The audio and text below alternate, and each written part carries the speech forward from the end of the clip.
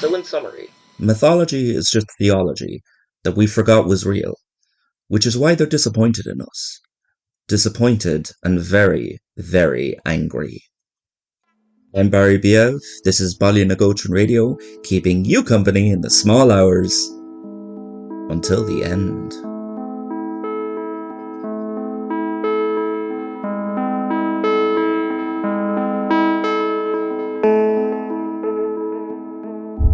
Everybody, we have heard your calls. We're not ignoring you.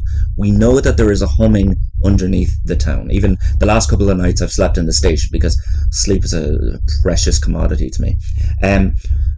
We won't talk about it tonight, but the reason for that is we feel like to do this justice and to do you justice, we would need a full show to talk about it, talk about how it's affected the people, potentials that it could be. So we're not going to do it tonight. Maybe on the next show or the next show afterwards. What I do have is we've got a new member of the station, and Alice Walters, lovely woman, said in her cover letter that she'd bring biscuits, brought biscuits, already a shoe-in. But she's out on the street at the moment tonight, and she's doing research onto this. We will talk about it, and we will make sure that our voices are heard. Also as well, no better time than now to introduce Alice. Welcome to the team. It's a joy to have you here. Since we're all up late tonight because of the hum, let's talk about the strange things that happened in the town today. Which surprisingly is more than you think. There was the man standing outside the shops, and of course people asked who he was, and anyone who did would be told that they already know his name. The man whose name you know just sort of stood there and he soaked up the sun through the glass roof. We can't be sure who discovered his amazing ability, but it probably started with someone complaining about how they move stuff around in the shops. I hate when they do that, but there is a reason. You see, if shops never rearrange themselves, you always know where the bread or the milk or the sweets are, which means that you spend 5 or 10 minutes in the shop because you know exactly where everything is. By moving things around, you have to look, and then you find stuff like detergent that you need, or you pass by a paper that you want to read. And you realise then that it's amazing the things that you'd find when you have time to wander. The man whose name you know stood outside the shop while someone probably went, "God, I wonder where that bread is." And then he would say, "Aisle 3. Because he knew things. He knew where the bread was, where the drinks were, if they had Stuart Little 2 on DVD. He knew a lot more than that. But we'll get back to him in a moment. Because he was not the only strange character in Baile Na Gótrin today. I met Stephen Thompson while he was on his run and I was on my walk, which I think, hot take here, I think that makes me just as fit as him. We both go the same route, we just do it at different speeds. He lapped around the woods, so did I. Flawless logic. Anyway, I met Stephen and he had just fallen. So I said, "Do you know what happened?" And he looks around and he goes, yeah. And then I asked him, was he okay? And he said yes, but he had a smile on him like he'd never seen a set of trees before. And now he was slap bang in the middle of a forest. He snuck back home, he changed his clothes, and he had the most important day of his life. Okay, more strangeness going on, I guess. So on the Baile Na Gótrin Facebook page, people are taking pictures of some strange. Okay, it's carving into a stone of a pyramid that's tilted, and on the underside you can see sort of inscriptions. I don't know that language. But yeah, at least 2 places, Mrs. Dove's home and Doyle's Butchers, have both noted that this symbol was carved into their stone of their building. Stop, you're damaging public property if you're listening. And to everybody else, don't engage with this person. This is something for the guards, the police to deal with. They have tools to carve into stone. We can't, that might make them dangerous. So stay safe, stay inside for tonight, okay? Back to today, Kathy Durrett. We all know Kathy. She can't make much distance in her old age. So what she does is she goes shopping with her grandson, Tyler. Which I think that's just shows Tyler will always be a family man. And Tyler was late and she was talking to herself, asking, "Where is he? Where's he gone now?" And the man whose name you know told her that he was driving to the shops as they spoke. It was exactly 4 minutes and 53 seconds from getting to the car park. He would spend another 7 minutes and 2 seconds finding a space to park and getting to Kathy. So he was exactly 11 minutes and 55 seconds away. The man whose name you know didn't just know where the bread was. He knew where every conceivable thing was at any given time. And news travelled fast about this town's new resident. It even travelled to me, and I'm going to be honest, I did have a question for him. Because while I ended up here, there are things that ended up lost. A man who knows where everything is would be perfect to tell me what I want to know. The Thompson family were your basic run-of-the-mill family. His father worked in the garage on weekends and had a bunch of unfinished woodwork projects. His mother was a quiet person, not verbally, but she never spoke about herself.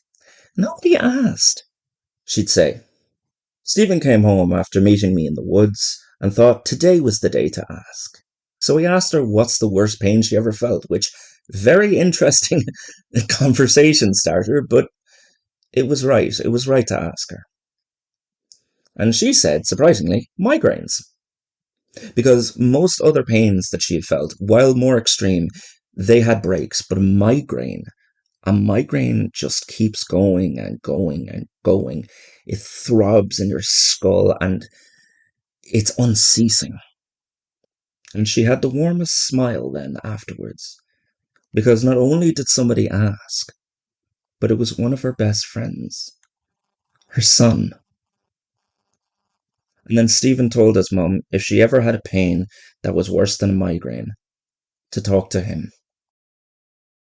She enveloped him in what she used to call an octopus hug when he was a child.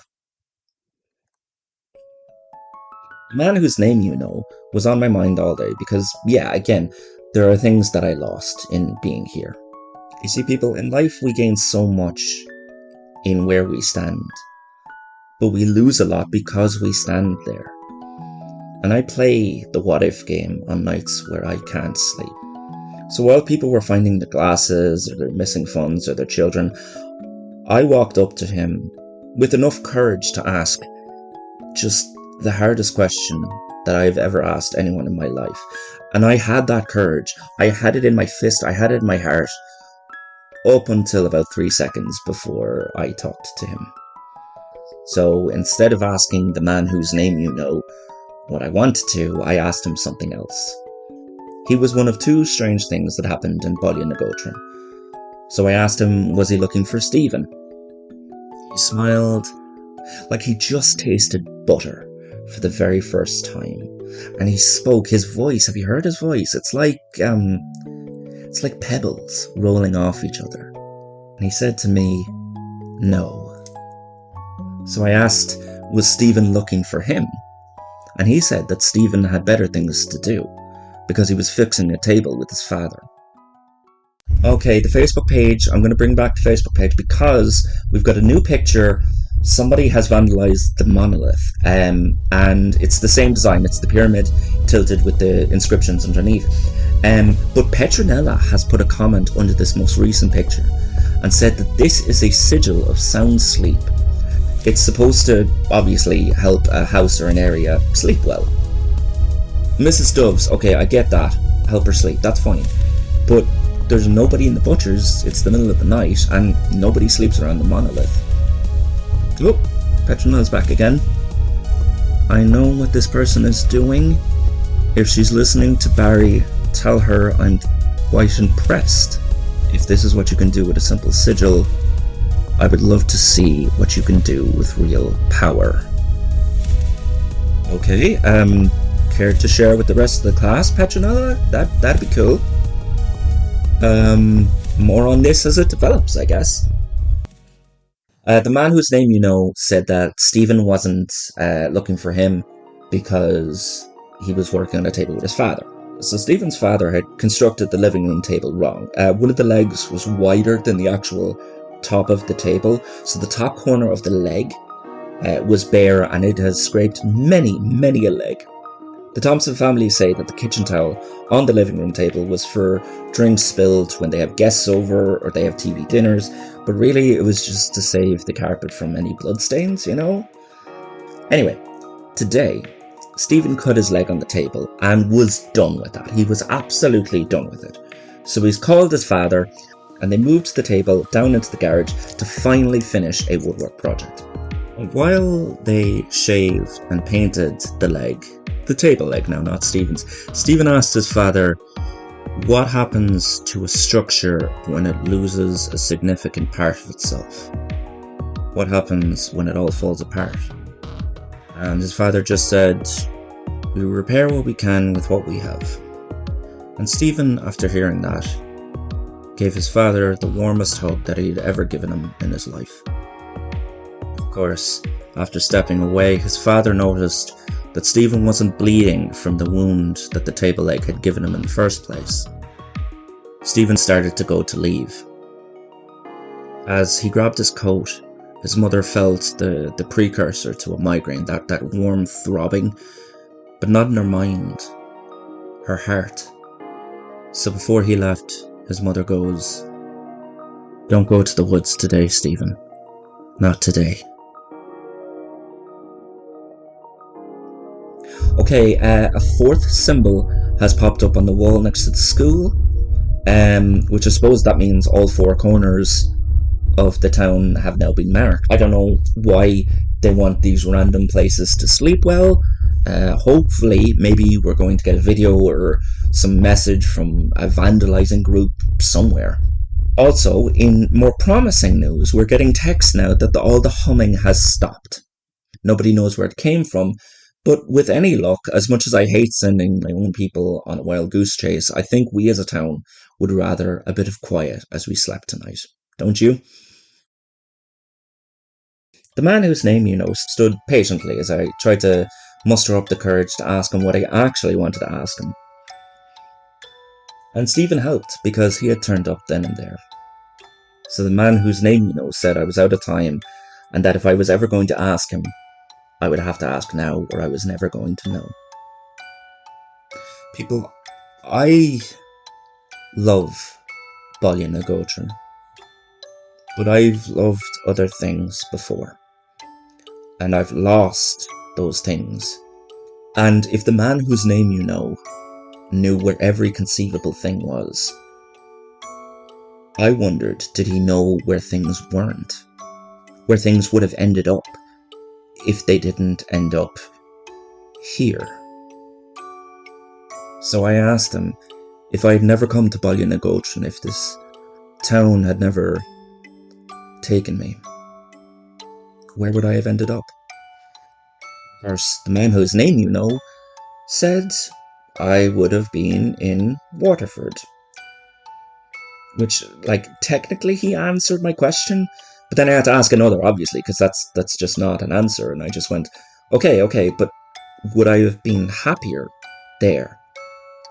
And the man whose name you know just shrugged and said, you'd be in Waterford.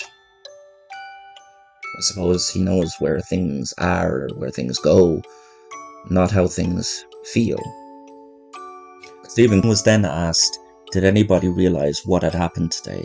And Stephen said no, the closest person who had come to understanding was his mother, who said not to go to the woods that I had seen him in that morning. The man whose name you know ushered Stephen away from Baile Na Gótrin, away from all of this, but not before saying, of course she did.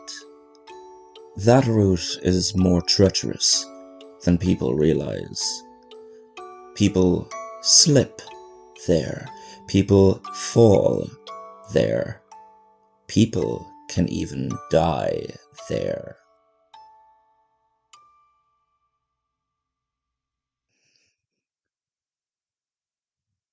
Next time, we have folk lining up on the creek to look at these lights People can't stop talking about him. I'm starting to get worried. But luckily for all of us, concerned citizens, we have Fionnuala Longheart from the water company coming in next time to tell us all about this, and should we be afraid? I don't know. Anyway, I've been Baile Na Gótrin. No, I've been Barry Bev. You've been Baile Na Gótrin. And we've kept each other company in the small hours. But now it must all end.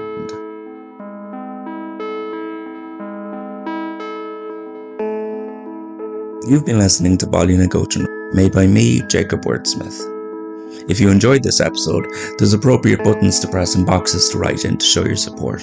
You can also follow the show on its socials, which are Baile Na Gótrin on Instagram and Baile Na Gótrin on TikTok. As well as that, if you want to get a closer look at the production, or maybe get involved in the production, the Baile Na Gótrin Patreon page is there for you. Oh, one more thing. Thank you for coming to town.